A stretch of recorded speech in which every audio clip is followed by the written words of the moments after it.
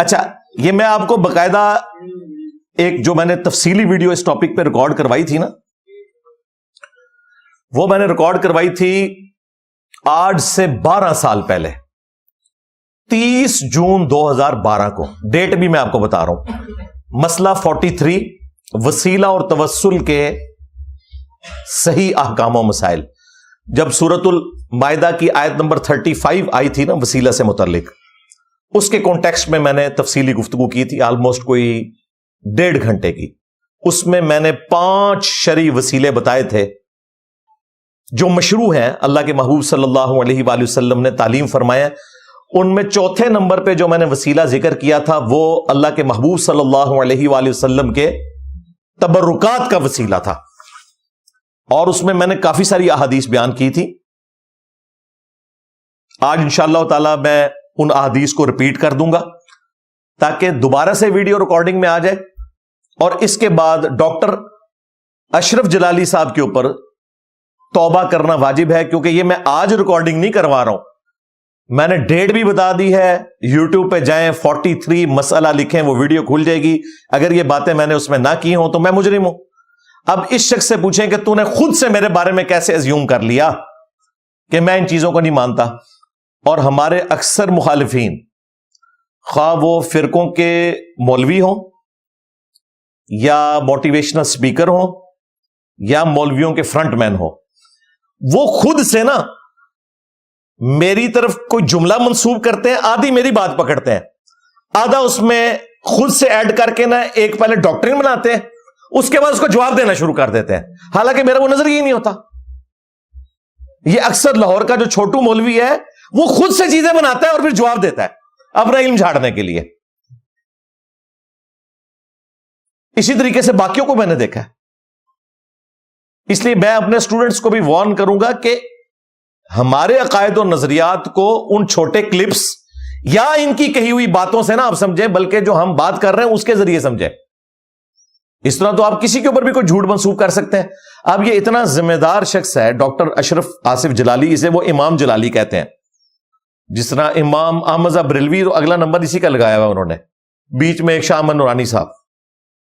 علمی طور پہ اس وقت فرنٹ پہ فیس مفتی منیب الرحمان صاحب کے بعد پاکستان میں انہی کا ہے، ڈاکٹر اشرف جلالی صاحب کا. اور وہ کہہ رہے ہیں کہ انجینئر جو ہے وہ توہم پرستی کہتا ہے، نعوذ باللہ، نبی صلی اللہ علیہ وآلہ وسلم کے تبرکات کو. اور کون کہہ رہا ہے کہ جس کا اپنا باپا جانی اپنے بال تقسیم کرتا ہے. اگر یہ واقعی نبی علیہ السلام سے عقیدت رکھتا ہے نا تو اب اس کی ویڈیو آنی چاہیے جس میں یہ باپا جانی کی مخالفت کرے. کبھی نہیں کرے گا، کیونکہ وہ باپا جانی تو اس وقت ان کی ایک سمجھ لینا اتنی بڑی ہستی بن چکے ہیں، ان کے ساتھ کوئی اختلاف کر ہی نہیں سکتا، چندہ جوڑا ہوا ہے. اگر یہ واقعی مخلص ہوا تو یہ رد کرے گا، اور جو اس نے میرے اوپر جھوٹا الزام لگایا اس سے معافی بھی مانگے گا. ادروائز میں یہ کہوں گا کہ یہ جان بوجھ کے حرکت کرتے ہیں. 12 ربیع الاول شریف کی نسبت سے میں 12 صحیح الاسناد احادیث تبرکات مصطفیٰ صلی اللہ علیہ وآلہ وسلم کے حوالے سے انشاءاللہ آج بیان کروں گا. لیکن تفصیل میں جانے سے پہلے ایک دفعہ دروشی پڑھ لیں. اللہم صلی علی محمد وعلی آل محمد واصحاب محمد وازواج محمد وامت محمد اجمعین الی یوم الدین، آمین. ہاں جی، 12 ربیع الاول شریف کی نسبت سے 12 صحیح الاسناد احادیث. پہلی حدیث صحیح بخاری اور صحیح مسلم دونوں کے اندر موجود ہے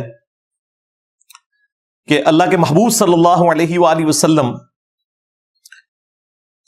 ایک بڑے تشت کے اندر، بڑا برتن، اس کے اندر وضو فرمایا کرتے تھے، جس میں فائدہ یہ ہوتا تھا کہ جب نبی علیہ السلام وضو کرتے تھے نا برتن کے ذریعے، تو وہ پانی جو ٹپکتا تھا وہ اس بڑے برتن میں جمع ہو جاتا تھا، زمین پہ نہیں گرتا تھا. اور اس کے بعد سیدنا بلال رضی اللہ تعالیٰ عنہ نبی علیہ السلام کا وہ بڑا برتن صحابہ کرام میں لے آتے تھے، اور صحابہ کرام علیہم رضوان اس پانی سے جس سے نبی علیہ السلام نے وضو کیا ہوتا، اور وہ وضو کا ٹپکا ہوا پانی ہوتا تھا، اس سے تبرک حاصل کرتے تھے اور اس پانی کو اپنے جسم کے اوپر ملتے تھے. حتیٰ کہ بخاری مسلم کے الفاظ ہیں کہ اگر کسی صحابی کو وہ پانی نہ ملتا تو وہ دوسرے صحابی جس نے وہ پانی ملا ہوتا تھا اس کی تری سے اپنا ہاتھ مل کے اپنے جسم کے اوپر ملتے تھے. الحمدللہ. لیکن ان لوگوں نے یہ پروٹوکول اپنے بابوں کو دیے. میں ڈاکٹر طاہر القادری صاحب 2014 کے دھرنوں میں انہوں نے اپنا پسینہ پونچھ کے ٹیشو پیپر کے ذریعے اپنے آڈینس میں تقسیم کیا تھا. ویڈیوز موجود ہیں. اس وقت تو ہماری اسٹیبلشمنٹ جو ہے نا وہ ان کی تو آنکھیں اندھی ہوئی تھی نا اس بندے کی محبت میں. تو وہ ہر ٹائم جو ہے نا وہ تمام چینلز جو ہیں وہ لانچ ہوئے ہوتے تھے کہ دکھاؤ یہ کیا کر رہے ہیں. تو یہ تماشے بھی ساتھ میں رپورٹ ہوتے تھے. ہمیں اختلاف دین تصوف سے ہے کہ یہ حدیثیں لیتے ہیں نبی صلی اللہ علیہ وآلہ وسلم سے متعلق اور فٹ اپنے بابے کرنے شروع کر دیتے ہیں. اور پھر وہ یہ نہیں دیکھتے کہ وہ بابا 500 سال پرانا ہے یا آج کا بابا ہے. ہم تو کہتے ہیں 1400 سال پرانا بھی کوئی بابا ہو وہ بھی فٹ نہیں ہوگا. جو پروٹوکول رسول اللہ کا ہے صلی اللہ علیہ وآلہ وسلم وہ کسی اور شخص کو نہیں مل سکتا. یہ بھی ختم نبوت کے اوپر ڈاکہ ہے ڈاکٹر اشرف جلالی صاحب جو تمہارے بابے مار رہے ہیں. اگر تم یہ کہو گے کہ ڈاکٹر طاہر القادری کو میں نہیں مانتا تو تمہارا جو باپا جانی ہے امیر اہل سنت وہ تو اپنے بال تقسیم کرتا ہے, منہ کے نوالے تقسیم کرتا ہے, گوشت کھانے کے بعد ہڈیاں تقسیم کرتا ہے. تو پروٹوکول تو وہ ویل کر رہا ہے رسول اللہ والا صلی اللہ علیہ وآلہ وسلم. اور ایکٹنگ دیکھیں لگتا ہے جی دنیا کا سب سے بڑا عاشق رسول یہ ہے. ایکٹنگ دیکھو ان بندے دی. دوسری حدیث صحیح بخاری میں بڑی مشہور حدیث ہے. صلح حدیبیہ کے موقع کے اوپر جب سہیل ابن عمرو مشرکین عرب کی طرف سے آئے, بعد میں خیر وہ مسلمان ہو گئے, اور ان کے ساتھ عروہ ابن مسعود تھے وہ بھی بعد میں مسلمان ہو گئے رضی اللہ عنہما وعلیہم السلام. تو ظاہر ہے کہ اس وقت بالکل جنگ کی کیفیت قریب تھی اور نبی علیہ السلام پاور میں بھی تھے. اس کے باوجود آپ علیہ السلام نے صلح کر لی. صلح حدیبیہ کے اوپر آمادہ کرنے کے لیے مشرکین عرب جو ہیں وہ رسول اللہ کو تھریٹ کر رہے تھے کہ یہ تمہارے ساتھی تمہیں چھوڑ جائیں گے. اب انہیں کیا پتا تھا کہ رسول اللہ کے ساتھی کیا نبی علیہ السلام کو جسٹ ایک قبیلے کا سردار مانتے ہیں, وہ تو اپنی دنیا اور آخرت ان کے ساتھ جوڑے ہوئے تھے. تو اس قسم کی وہ گفتگو کر رہے تھے. پھر صحابہ کرام نے پریکٹیکلی ان کو ثبوت دیا تاکہ ان کو یہ میسج ملے کہ ہم اپنے نبی سے کیا عقیدت رکھتے ہیں. اس کے پیچھے ریزن یہ تھی. تو صحیح بخاری میں آتا ہے کہ نبی صلی اللہ علیہ وآلہ وسلم نے پبلکلی وضو کیا تو صحابہ کرام آپ کا تھوک مبارک بھی زمین پہ نہیں گرنے دیتے تھے. جب نبی علیہ السلام تھوک مبارک پھینکتے تو صحابہ کرام اپنے ہاتھ رکھتے اور قریب تھا کہ ایک دوسرے سے لڑ پڑتے اس کے حصول کے لیے. عروہ ابن مسعود یہ منظر دیکھ رہا تھا اور کنکھیوں سے دیکھ رہا تھا, سیدھے نہیں ایسے کر کے, کیونکہ ظاہر ہے کہ وہ ایک تھوڑی اپنے اندر ایک وہ تکبر والی بات بھی ہوتی ہے. اور پھر اس نے یہ سارا جو منظر دیکھا نا, اس نے جا کے مشرکین عرب کو بتایا کہ بھائی ان کے ساتھ جنگ کرنے کا کوئی فائدہ نہیں, صلح ہی کر لو. کیونکہ میں, اب یہ الفاظ ذرا عروہ ابن مسعود کے سنیں, وہ کہتے ہیں کہ میں دنیا کے سارے بڑے بڑے بادشاہوں کے دربار میں گیا ہوں. میں کیسر کے دربار میں بھی گیا, رومن امپائر کا ہیڈ. میں کسرا کے دربار میں بھی گیا, پرشین امپائر کا ہیڈ, دونوں سپر پاورز.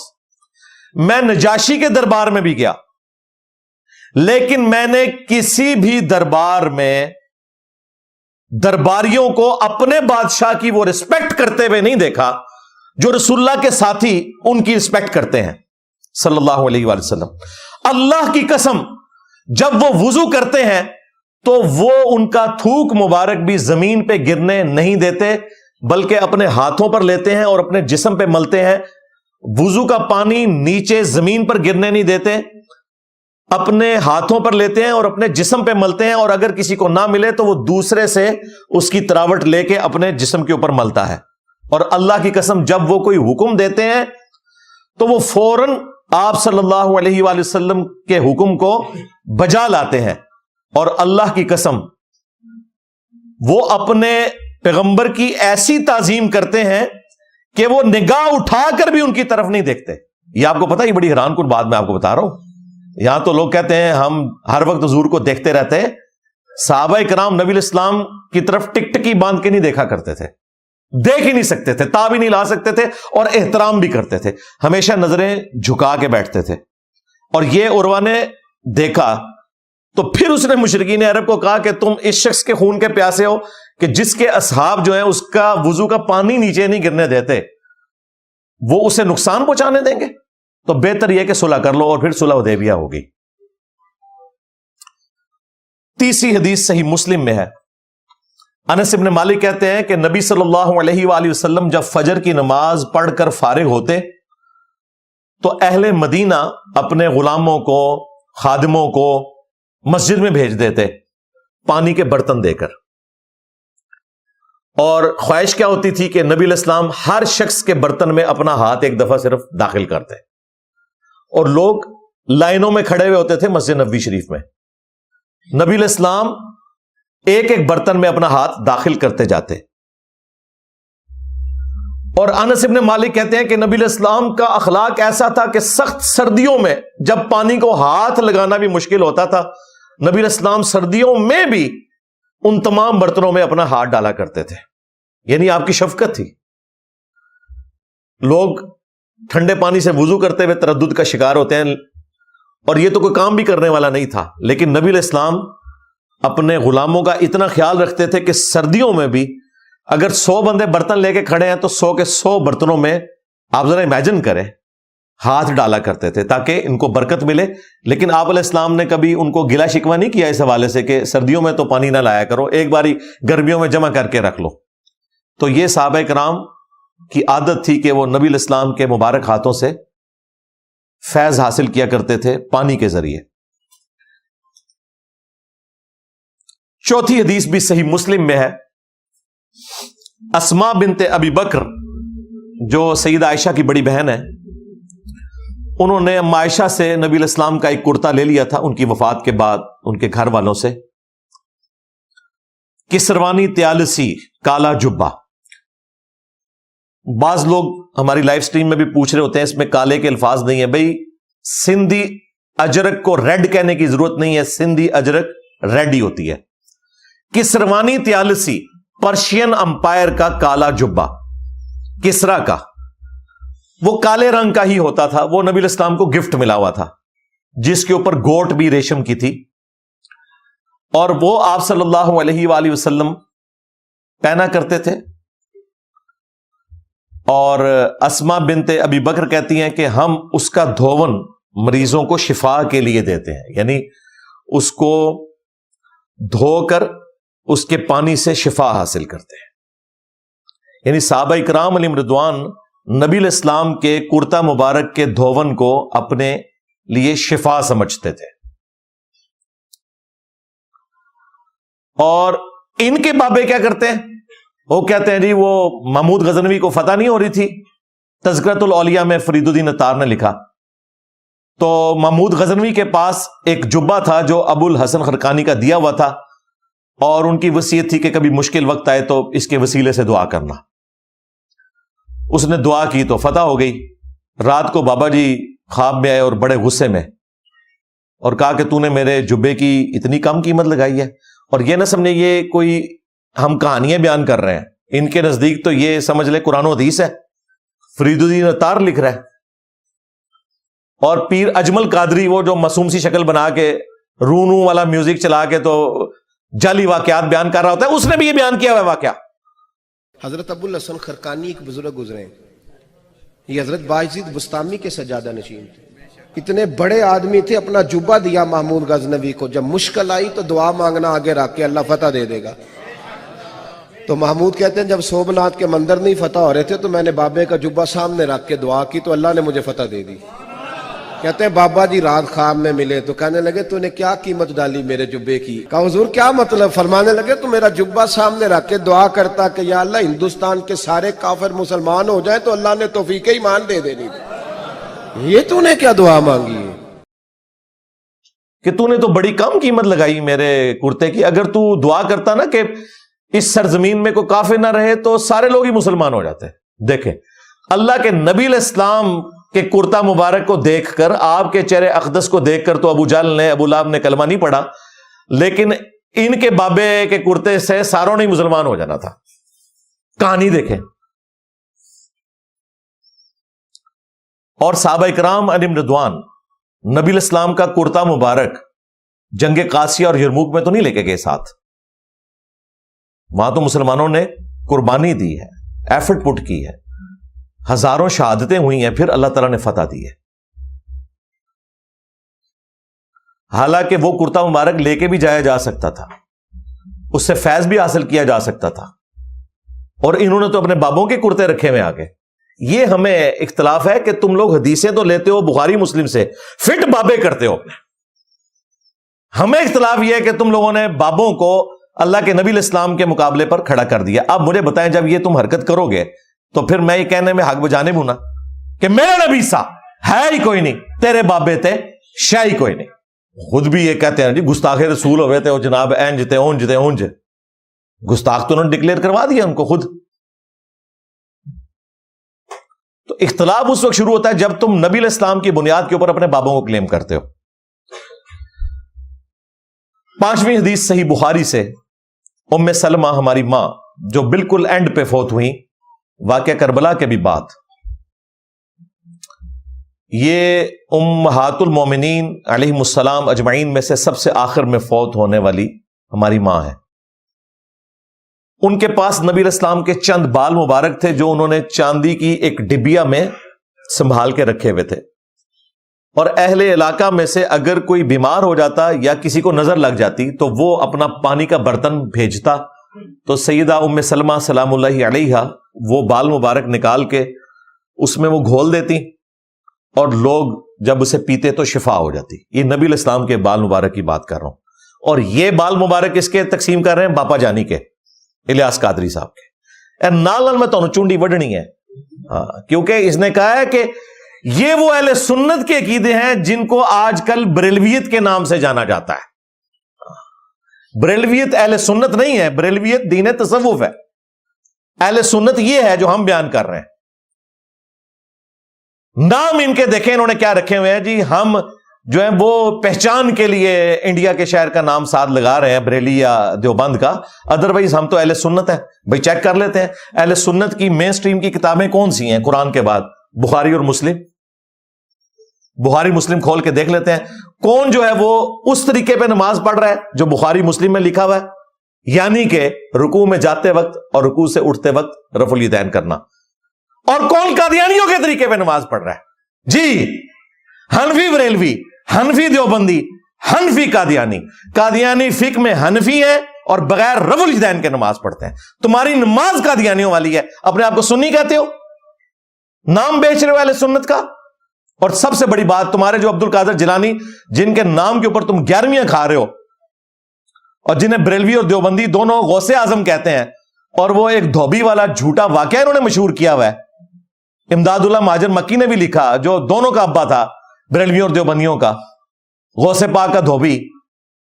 ان کے نام کی جو 11ویں کھا رہے ہو اور ان کا جو نام بیچ رہے ہو، غوث پاک نے اور ہمارے شیخ عبد القادر جیلانی نے غنیت الطالبین میں نماز کا طریقہ وہی لکھا ہے جو بخاری مسلم میں ہے، رکوع میں جاتے وقت اور رکوع سے اٹھتے وقت رفع الیدین کرنا۔ بس اب آپ نے ان سے پوچھنا ہے کہ سنی کہاں سے ہو؟ نماز تو تمہاری قادیانیوں والی ہے، سنی والی تو نماز ہی نہیں ہے۔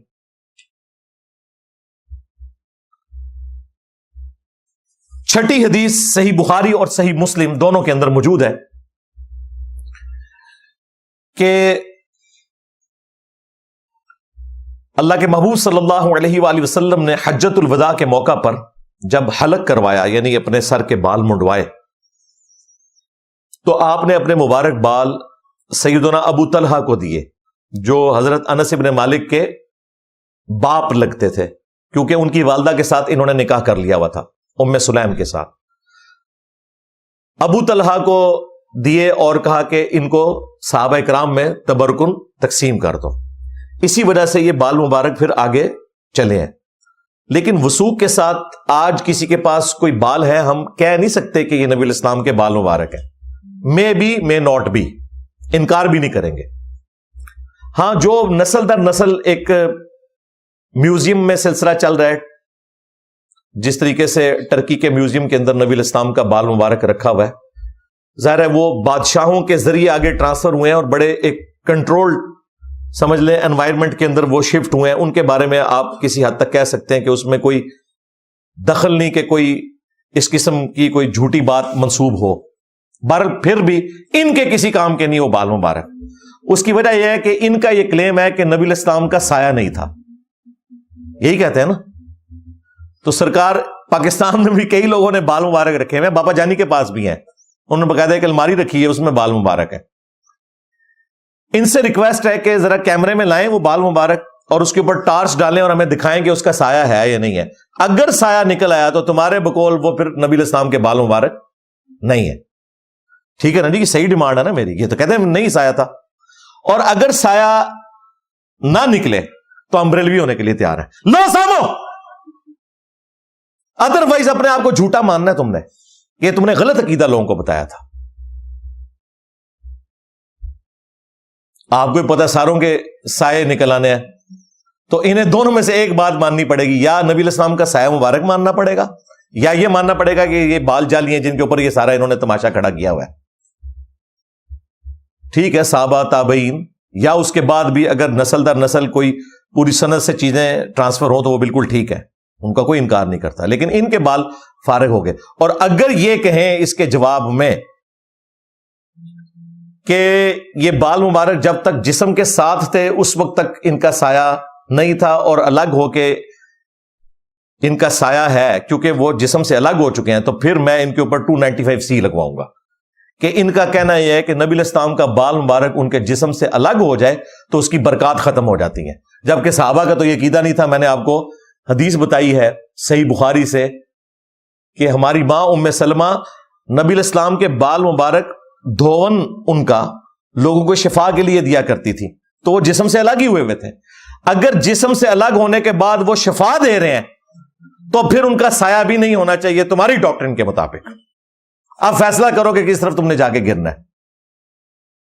अल्टीमेटली इन्हें मानना पड़ेगा, इन्होंने झूठ के ऊपर मबनी अकायद और नजरियात बताए हैं उम्मत को।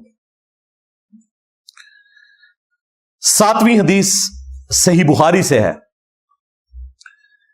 कि इब्ने सिरीन रहमहुल्लाह ताबी, एक दूसरे ताबी थे उबैदा, उनके पास बैठ के उनको बताते हैं कि मेरे पास नबी इस्लाम के बाल मुबारक हैं जो हजरत अनस इब्न मालिक के घर वालों से हमें मिले, क्योंकि अनस इब्न मालिक के ही वो बाप थे अबू तलहा जिनका मैंने बताया जिन्होंने बाल मुबारक तकसीम किए थे।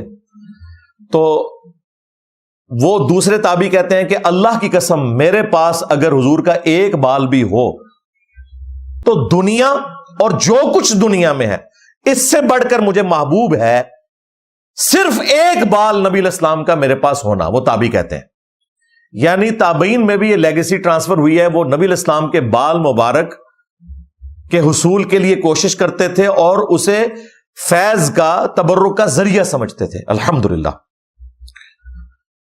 फिर सही बुखारी में ही एक और हदीस है, हजरत अनस इब्न मालिक, उनके पास नबी इस्लाम का एक लकड़ी का प्याला था। अनस इब्न मालिक आपको पता बड़े लाडले साहबी हैं। नबी इस्लाम की वफात के बाद 82 साल तक जिंदा रहे, 82 ईयर्स तक। 93 हिजरी में बसरा में फौत हुए हैं। बसरा में सबसे आखिर में जो साहबी फौत हुए हैं वो अनस इब्न मालिक है। और बुखारी मुस्लिम में आता है कि ये कहते हैं मेरी उम्र 10 साल थी तो मेरी वालिदा उम्मे सुलैम ने मुझे नबी इस्लाम की खिदमत में पेश कर दिया कि या रसूलल्लाह ये छोटा बच्चा है, आपके घर के काम काज कर दिया करेगा। तो वो कहते हैं 10 साल का था, हुजूर की खिदमत में आया और 10 साल हुजूर के साथ रहा। और साथ क्या वुजू करवाया करते थे, घर का सौदा सलफ लाना, थोड़ा बहुत जो काम नबी इस्लाम सुपुर्द करते थे वो करते थे। आप समझ लें उनके घर के एक अहलुल बैत की हैसियत से थे अनस इब्न मालिक। और कहते हैं कि मैं 10 साल नबी इस्लाम को वुजू करवाता रहा, आपके साथ रहा, आपके घर के काम काज किए मैंने। नबी इस्लाम मुझे काम के लिए घर से बाहर भेजते थे तो मैं तो छोटा बच्चा था। अब 10 साल का बच्चा تو کہتے ہیں میں بچوں میں کھیلنا شروع کر دیتا اور وہ کام ہی بھول جاتا. کئی بار ایسا ہوا, لیکن کہتے ہیں 10 سالوں میں اللہ کے نبی نے نہ مجھے کبھی کسی بات کے اوپر ڈانٹا اور نہ کبھی کوئی گلا شکوہ کیا. زیادہ سے زیادہ ہوا کہ کبھی میں زیادہ لیٹ ہو گیا تو آپ میرے پیچھے آتے اور مجھے بچوں میں کھیلتے ہوئے دیکھتے تو پیار سے بلاتے, انیس, نام تھا انس, انیس بیٹا میں نے تمہیں فلاں کام بھیجا تھا. اچھا یا رسول اللہ میں کرتا ہوں. کہتے ہیں بس یہ کبھی ڈانٹا نہیں, کبھی مجھے کوئی برا بلا نہیں کہا. کتنے سال؟ 10 سال. اور تمہارے جو عبد القادر جیلانی جن کو تم غوث پاک کہتے ہو, اور تم نہیں ہمیں بتایا ہے, اور تمہارے باپا جانی نے لکھا ہے,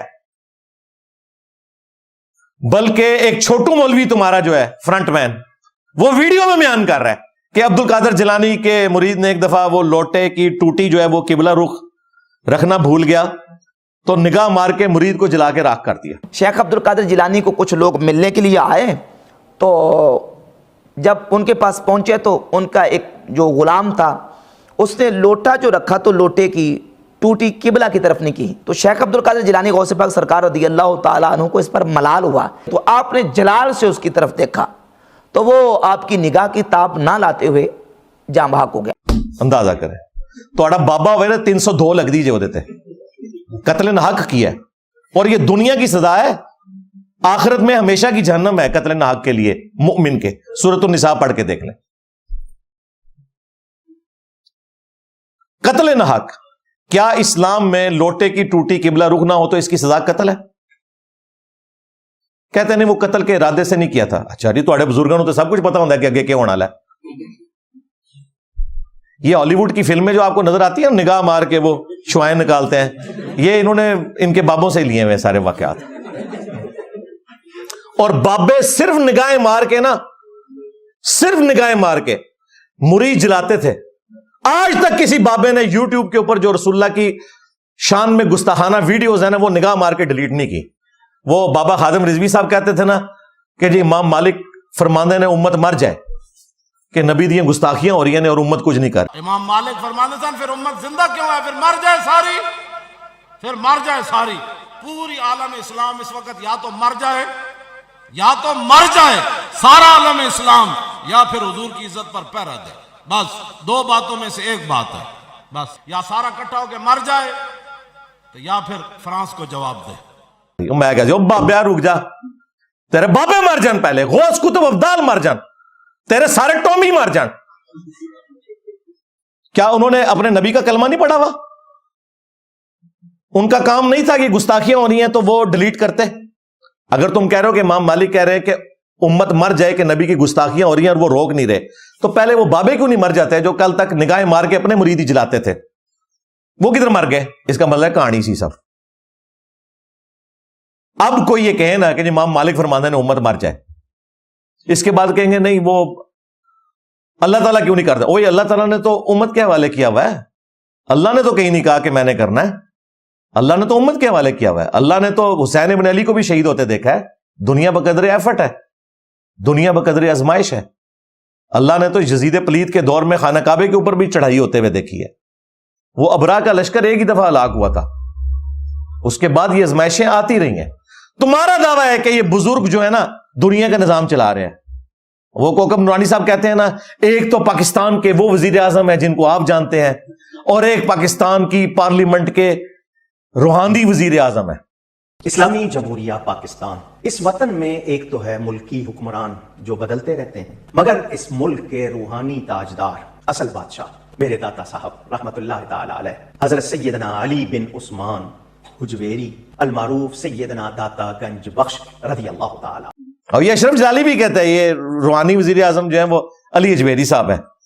سیدنا داتا گنج بخش حجویری رحمت اللہ علیہ, جو انہوں نے کشف الموجود میں اپنا لکھا, سنی بھی ہیں حنفی بھی ہیں, وہ روحانیت کی پارلیمنٹ کے وزیر اعظم.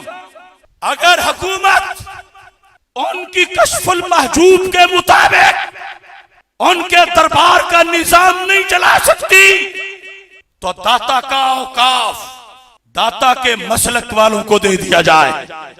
یا تو داتا کا اوقاف ہمارے سپرد کرو, یا پھر داتا گنج بخش کی مسجد کا خطیب امام سے لے کر पापोश पे बैठने वाले तक वो भर्ती होगा जो कश्फुल महजूब के अकीदे पे दस्तखत करेगा।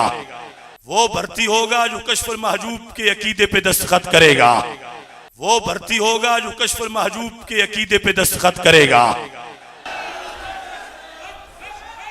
जिनके दरबार पे 120 रुपए आपको जूती के टोकन पे देने पड़ते हैं, वरना वापसी पे आपको जूती भी ना मिले। पहले कहते हैं बुजुर्गों ने कोई वो थे चीज चोरी कर लेते अन्ना हो जाता है, और कमाई का अड्डा बनाया हुआ है। तो बुजुर्ग तो निगाह मार के अपने मुरीद जलाते रहे। वो मुरीद जो इसलिए बैत हुए थे कि अपनी आखिरत बचाते, वो बेचारे अपनी जान से भी गए, अपनी आखिरत से भी गए, और बाबे की आखिरत भी ले गए, क्योंकि बाबे ने कत्ले ना हक किया। इनके बाबों ने किसी का ईमान क्या बचाना था, अपना ईमान भी मुरीद की वजह से चला गया। लो जानो, और ये मैं सारी बातें इसलिए कर रहा हूं कि इनका ये अकीदा है। हमें कोई अब्दुल कादिर जिलानी से ना दुश्मनी है ना कोई हमदर्दी है, उनका मामला अल्लाह के सपुर्द, लेकिन इनका क्लेम है तो हम इनको इनके क्लेम के मुताबिक तो जवाब देंगे ना। नाल नाल मैं चूड़ियां वड्डांगा, चौबे मारांगा, क्योंकि इन्हें लैंग्वेज ही समझ आती है। और ये लैंग्वेज ये ना समझे मैं टॉन्ट कर रहा हूं, ये सब कुछ बाकी सबके साथ करते हैं। इनको कोई हक नहीं पहुंचता कि हमें इस बात के ऊपर टॉन्ट करें, ये यही करते रहे सब कुछ। अब इसका जवाब इनको इसी तरीके से मिलेगा, उसी उसूल और मुबादी के ऊपर जवाब मिलेगा। तो हमारा इख्तिलाफ उस वक्त शुरू हो जाता है कि जब आप नबी इस्लाम के प्रोटोकॉल की चीजें अपने बुजुर्ग बाबों में तलाश करना शुरू कर देते हैं। तो सही बुखारी में एक और हदीस है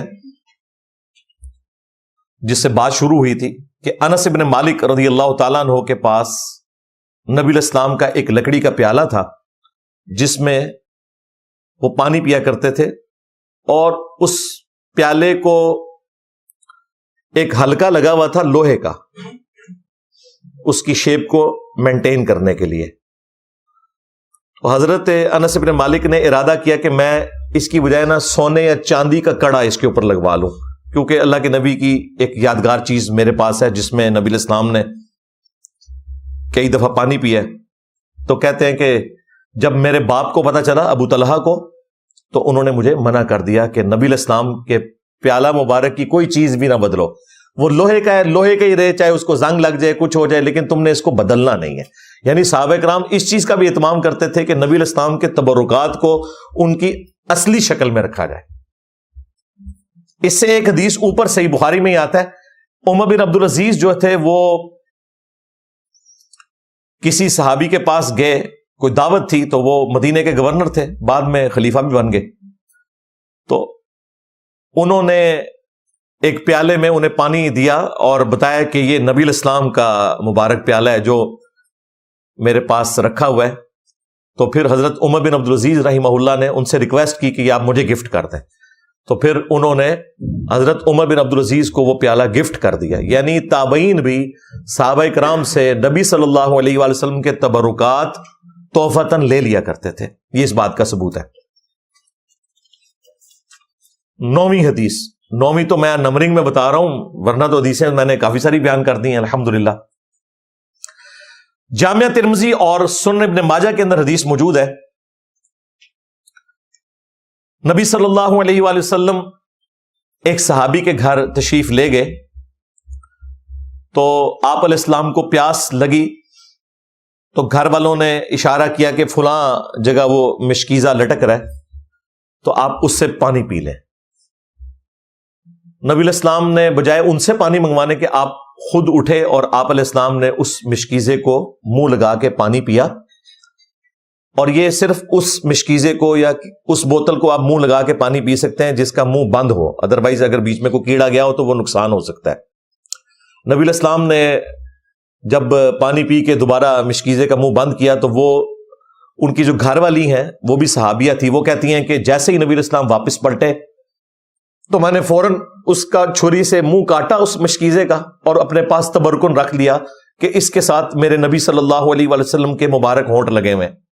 सहाबा कराम ने अपना मिशकीजा उसका मुंह काट लिया, यानी कि वो एक किस्म का मिशकीजा दुनियावी एतबार से जाया हो गया और आखिरत के एतबार से हमेशा के लिए सेफ हो गया कि उसका जो اگلے والا حصہ ہے وہ کاٹ کے انہوں نے تبرکن اپنے پاس رکھ لیا. یہ احادیث گواہ ہیں کہ صحابہ کرام نبی الاسلام کے تبرکات کا کتنا احترام کیا کرتے تھے, اور نہ صرف احترام کرتے تھے بلکہ تلاش میں رہتے تھے کہ انہیں کوئی تبرک والی چیز مل جائے. 10ویں حدیث صحیح بخاری میں, نبی صلی اللہ علیہ وآلہ وسلم کو ایک عورت نے اپنے ہاتھوں سے چادر بنا کے گفٹ کی, بڑی اچھی چادر, اور صحابہ کرام کہتے ہیں کہ نبی علیہ السلام کو اس چادر کی اس وقت ضرورت بھی تھی. بسا اوقات تو نبی علیہ السلام صرف ایک ہی چادر اوڑھے ہوتے تھے, کبھی کبھار 2 چادریں بھی, غربت کی وجہ سے, اور یہ فقر آپ نے اڈاپٹ کیا ہوا تھا. تو نبی علیہ السلام کو جیسے ہی اس نے چادر گفٹ کی نا, تو آپ علیہ السلام اندر تشریف لے گئے اور آپ نے اس چادر کو تہمت بنایا, اور جو آلریڈی آپ نے چادر پہنی تھی وہ اوپر لے لی اور باہر تشریف لائے. جیسے ہی باہر آئے تو وہاں ایک صحابی بیٹھے تھے, ان کا یا رسول اللہ یہ چادر کتنی خوبصورت ہے جو آپ نے تہمت پہنی ہوئی ہے, اگر آپ یہ مجھے گفٹ کر دیں. اچھا, کوئی لحاظ نہیں کیا کہ یہ ابھی تو حضور کو ملی ہے اور حضور کو ضرورت بھی تھی. نبی علیہ السلام فوراً اٹھے, اندر تشریف لے گئے, اور پیچھے اب صحابہ کرام اس کی کلاس لے رہے ہیں کہ یہ تو نے کیا حرکت کی ہے, نبی علیہ السلام کو ضرورت بھی تھی تو, اور تجھے یہ بھی پتا ہے کہ اللہ کے نبی علیہ السلام کسی کو نہ نہیں کرتے جب ان سے کوئی چیز مانگ لی جاتی تھی. تو اس نے کہا یہ میں نے اپنے کفن کے لیے مانگی ہے. اور صحابہ کرام کہتے ہیں کہ جب وہ فوت ہوا اسے اسی چادر میں دفنایا گیا, اللہ نے اس کی دعا پوری بھی کر لی. نبی علیہ السلام باہر تشریف لائے, آپ نے وہ چادر فولڈ کر کے اس کے حوالے کی, اور وہ اس نے پھر سنبھال کے رکھی یہاں تک کہ اس کا وہ کفن بنا. الحمدللہ. 11ویں حدیث صحیح بخاری اور صحیح مسلم دونوں میں موجود ہے.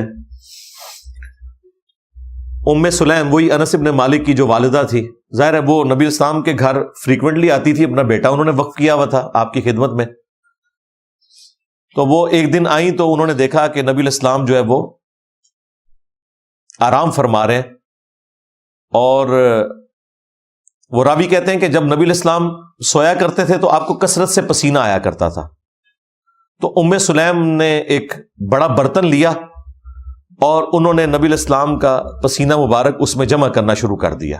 حضور سوئے ہوئے ہیں اور کوئی بال مبارک داڑھی کے کوئی چادر پہ یا قمیض پہ لگے ہوئے ہیں جو اتر گئے ہوئے ہیں, وہ بھی ساتھ ساتھ انہوں نے نا جمع کرنے شروع کر دیے.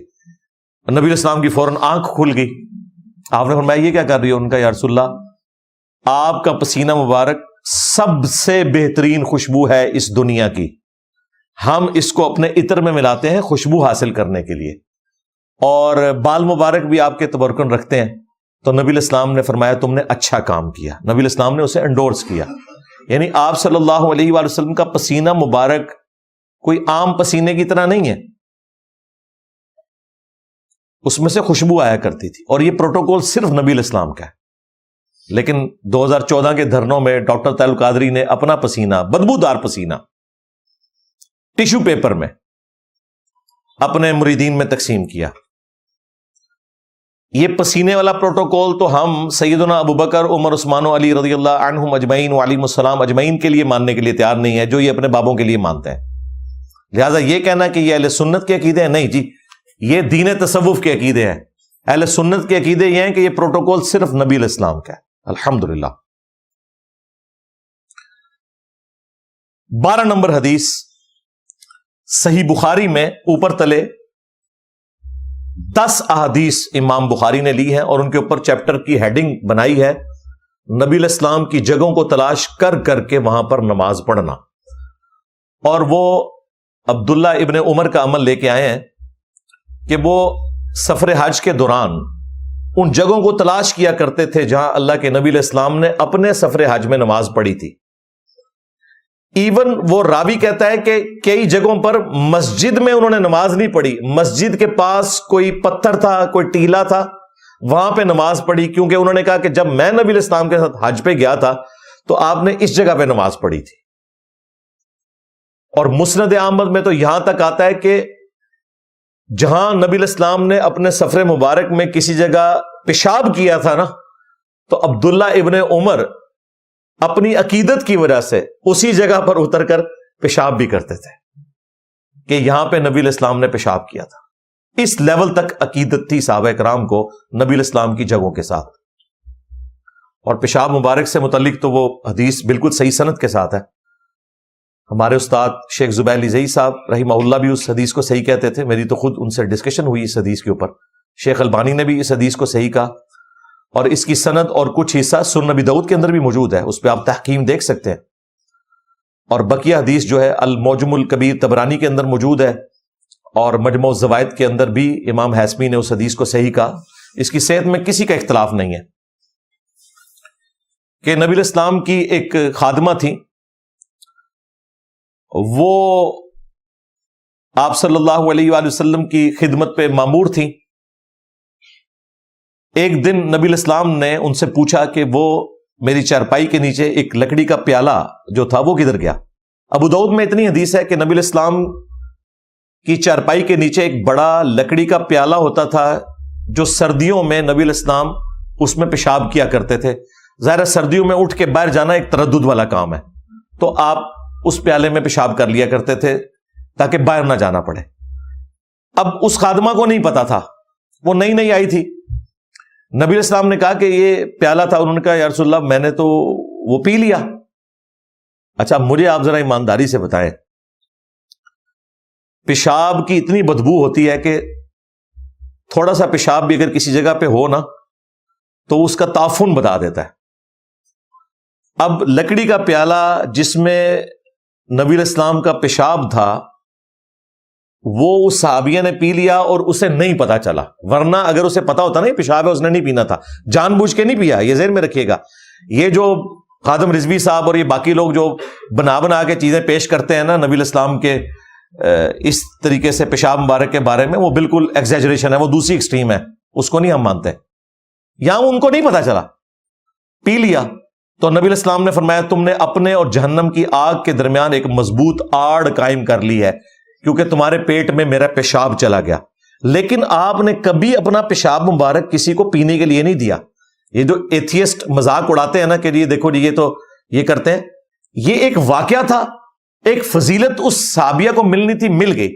اور نبی الاسلام کا پیشاب مبارک اس طرح نہیں تھا جس طرح باقی لوگوں کے. آپ علیہ السلام کی تو شخصیت بڑی غیر معمولی تھی, یہ ذہن میں رکھیے گا. بخاری اور مسلم دونوں میں حدیث ہے, نبی صلی اللہ علیہ وآلہ وسلم اپنی پیٹھ کے پیچھے بھی دیکھ لیتے تھے. ہمیں تو بڑی مشکل سے 180 ڈگری کا ویژن نظر آتا ہے. آپ علیہ السلام کی یہاں پہ آنکھ نہیں تھی لیکن آپ کو پیچھے بھی نظر آتا تھا, یعنی جب آپ سامنے دیکھ رہے ہوتے تھے نا آپ پیچھے بھی دیکھ رہے ہوتے تھے. یہ اللہ تعالیٰ نے پرماننٹ معجزہ آپ کے ساتھ اٹیچ کیا ہوا تھا. اس حدیث میں الفاظ ہیں کہ نماز خشوع و خضوع سے پڑھا کرو, میں پس پشت بھی اللہ کی قسم تمہیں دیکھ رہا ہوتا ہوں. یعنی نبی الاسلام امامت کروا رہے ہیں اور پیچھے کوئی بار بار داڑھی کے ساتھ کھیل رہا ہے یا کوئی کھجلی کر رہا ہے, وہ نبی الاسلام کو نظر آ رہا ہوتا تھا. یہ ایک اسپیشل پروٹیکشن تھی. لہذا آپ علیہ السلام کی بھی 2 آنکھیں تھیں لیکن ہماری طرح کی 2 آنکھیں نہیں تھیں, ذہن میں رکھیے گا.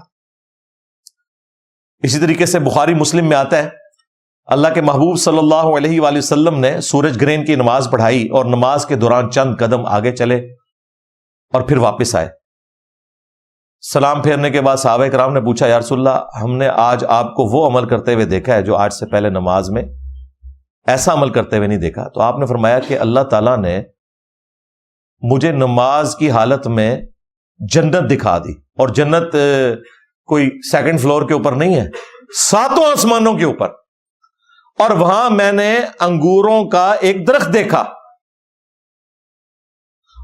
اور میں نے ارادہ کیا کہ اس کا ایک خوشہ تمہارے لیے توڑوں تاکہ تم اس کو کھا سکو.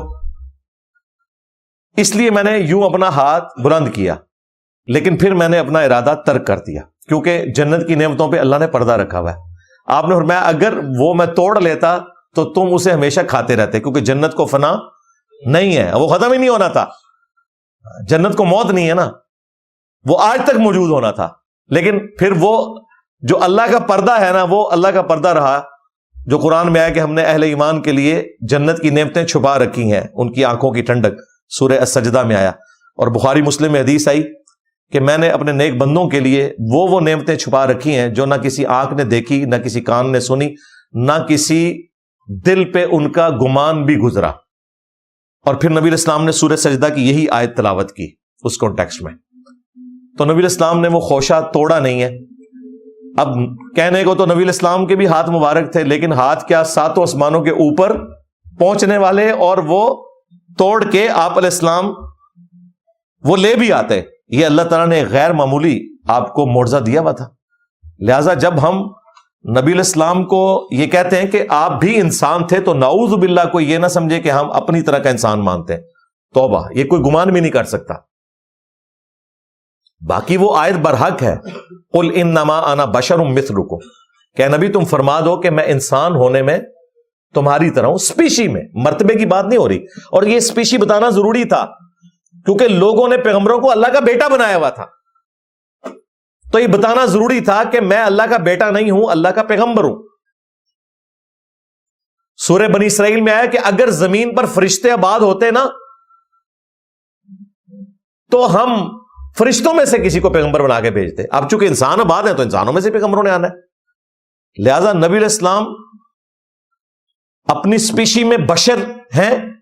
ہاں، آنری طور پر آپ نور ہدایت بھی ہیں، وہ تو قرآن میں ہے، انا ارسلناک شاہدا ومبشرا ونذیرا وداعیا الی اللہ باذنہ وسراجا منیرا. نبی صلی اللہ علیہ وآلہ وسلم وہ سورج ہیں جو لوگوں کو چمکا دیتے ہیں، تو آپ نور ہدایت ہیں. حتیٰ کہ جو اہل سنت کے ہاں پہلی تفسیر ہے ابن جریر طبری کی، المتوفا 310 ہجری، انہوں نے سورۃ المائدہ کی جو آیت نمبر 15 ہے، قد جاءکم من اللہ نور و کتاب مبین، اس کے تحت لکھا ہے کہ اس آیت مبارکہ میں نور سے مراد رسول اللہ کی ذات ہے اور کتاب سے مراد قرآن ہے. تو نبی علیہ السلام نور ہدایت ہیں الحمدللہ. اہل البیت بھی نور ہدایت ہیں، صحابہ اکرام بھی نور ہدایت ہیں، صحیح بخاری صحیح مسلم بھی نور ہدایت ہے. لیکن نبی علیہ السلام کی جو اسپیشی ہے وہ انسان ہے. اس اعتبار سے انسان اشرف المخلوقات ہے. لہذا نبی علیہ السلام کو اگر وہ والا نور آپ ثابت کرنے کی کوشش کریں گے فرشتوں والا، تو یہ کوئی آپ کی شان بڑھا نہیں رہے ہوں گے آپ، بلکہ نبی علیہ السلام کی شان کو آپ کم کر رہے ہوں گے. کیونکہ نبی صلی اللہ علیہ وآلہ وسلم کی شان یہ ہے کہ آپ بشر ہیں، بلکہ افضل البشر ہیں، بلکہ بشریت کو ناز ہے آپ علیہ السلام کی ذات کے اوپر. باقی آپ نور ہدایت ہیں. وہ مسند احمد میں حدیث موجود ہے، جامع ترمذی میں موجود ہے، دلائل النبوہ کے اندر موجود ہے، مشکات میں موجود ہے. نبی علیہ السلام نے کہا میں اللہ کے ہاں خاتم النبیین اس وقت بھی لکھا ہوا تھا جب آدم علیہ السلام ابھی مٹی اور پانی کے درمیان تھے، ابھی پیدا نہیں ہوئے تھے. اللہ کے علم میں اس وقت بھی آخری نبی تھا. میں دعائے ابراہیم ہوں، میں عیسیٰ کی بشارت ہوں، اور میں اپنی ماں کو وہ خواب ہوں جو انہوں نے میری پیدائش کے وقت دیکھا کہ ان کے لیے شام کے محلات بھی روشن ہو گئے. یعنی نبی علیہ السلام کی والدہ سیدہ آمنہ سلام اللہ علیہا کو یہ خواب دکھایا گیا تھا کہ آپ سے جو بچہ پیدا ہوگا بالآخر اس کی حکومت رومن امپائر کو بھی سپرسیڈ کر جائے گی. تو نبی علیہ السلام نور ہدایت ہیں، آپ ہماری طرح کے انسان نہیں ہیں، یہ ذہن میں رکھیے گا. اسی لیے بخاری مسلم میں آتا ہے نا کہ نبی صلی اللہ علیہ وآلہ وسلم وصال کے روزے رکھا کرتے تھے، یعنی ایک روزہ افطار کیے بغیر اگلا روزہ، اور کنٹینیوس 2 3 3 4 4 دن تک. صحابہ کرام نے بھی اس سنت پہ عمل کرنے کی کوشش کی حضور سے پوچھے بغیر. ان کے لیے اتنا ہی کافی تھا کہ اللہ کے نبی کر رہے ہیں، لیکن وہ نبھا نہیں سکے، بے ہوش ہو گئے. تو نبی علیہ السلام ناراض ہوئے. آپ نے فرمایا ایکم مثلی، تم میں سے کون ہے جو میری مثل ہو؟ کسی نے نہیں پڑھا قل انما انا بشر مثلکم. اس کا یہ مطلب ہے ہی نہیں ہے جو بعض وہابی ٹائپ لوگوں نے لیا. میں سب کی بات نہیں کرتا، بعض ایگزیجریٹ کر گئے. آپ نے فرمایا کہ میں رات اپنے رب کے پاس گزارتا ہوں، میرا رب رات کو مجھے کھلاتا بھی ہے اور پلاتا بھی ہے. تم میں سے کون میری مثل ہو سکتا ہے؟ لہذا تم نے اس طرح کے وصال کے روزے نہیں رکھنے.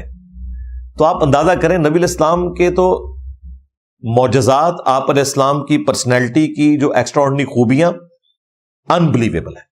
بخاری اور مسلم دونوں میں حدیث موجود ہے. حضرت جابر بن عبداللہ کہتے ہیں کہ صلح حدیبیہ کے موقع کے اوپر